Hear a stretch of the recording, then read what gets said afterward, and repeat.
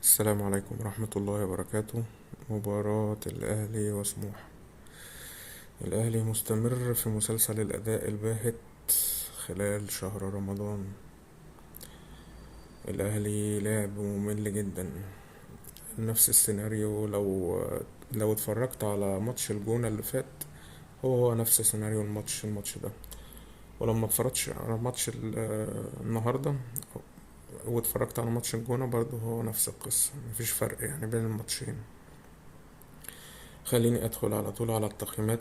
مصطفى شوبير 3/10، محمد هاني 0، بيكهام 1، ياسين مرعي خرج عشان اتصاب في الدقيقة 18 من الشوط الأول. ملحقش يعني يبقى ليه تقييم. بالعمري 3/10، أليو ديانج 0، من أسوأ الماتشات لأليو ديانج. مروان عطية 2،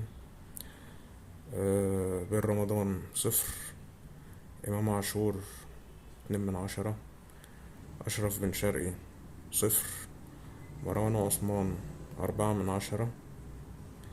هادي رياض نزل مكان ياسين مرعي 3/10. طاهر 1/10. حسين الشحات ملحقش. كوكا ملحقش. كموش ملحقش.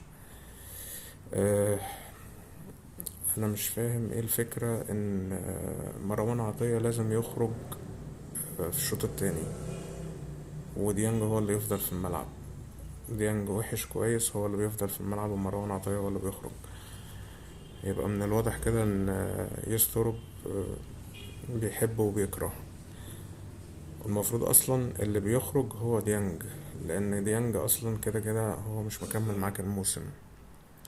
فبالتالي المفروض مش هو اللعيب اللي يفضل في الملعب يعني. آه، اداء ممل، اداء باهت. زي ما قلت في الاول، نفس السيناريو ماتش الجونة. هو الاهلي بيجيب جون في الشوط الاول، ما بيقدرش ان هو يزود اهداف، لا في بقية الشوط الاول ولا لحد ما المباراة تنتهي. في مشاكل كتير جدا، اللعيبة مش مركزة، ما تفهمش واكلين محشي ومكرونة بشاميل ونازلين يلعبوا ولا في ايه بالظبط، مع ان اكيد المفروض يبقى في معسكر يعني. فانا مش فاهم المشكلة فين. المشكلة عند مدير فني ولا مشكلة عند لعيبة؟ ولكن الاداء والتغييرات يعني بيوحوا ان المشكلة عند يستر. السلام عليكم.